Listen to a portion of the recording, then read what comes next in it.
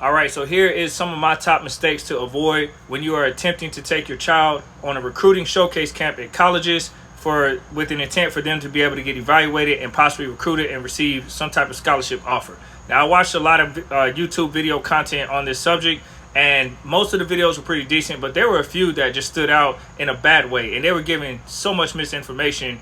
And it sounds good to somebody who has never experienced this or doesn't know how this process works.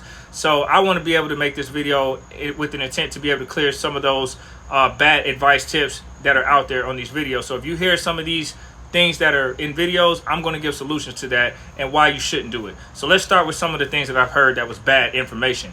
The biggest thing that I heard was skipping lines, cutting lines at a lot of these camps. I saw a gentleman who made a video, and he was basically saying, in order to get, that kind of attention, you might want to stand off to the side after you take your rep and then come back in line and cut in front of kids. Well, that's the dumbest thing I've heard. I know kids do it, and I've seen kids do it and even get away with it and get more reps than others. But here's the thing. If you go to a college, keep in mind, a lot of these colleges do have cameras in place, or they have people that are not dressed up in college attire that are watching kids as like an undercover, and they're going to see your character. So remember, if you take the shortcut, you will get cut short.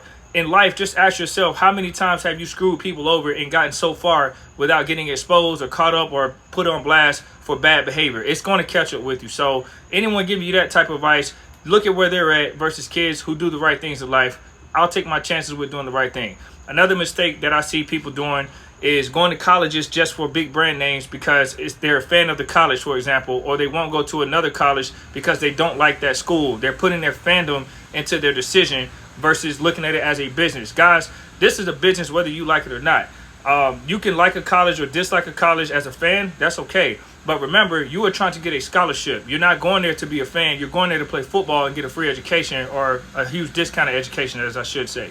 So the reality is you got to take that in consideration. Another mistake that I see is people going to colleges that their skill level or they're not really interested in, but they're just going to showcase camps anyway, just to say that I visited colleges, I built relationships.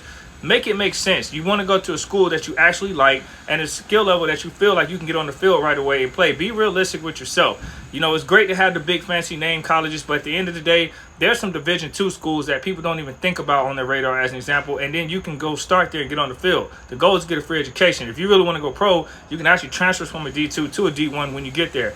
But make sure you just get that scholarship. That's the biggest thing.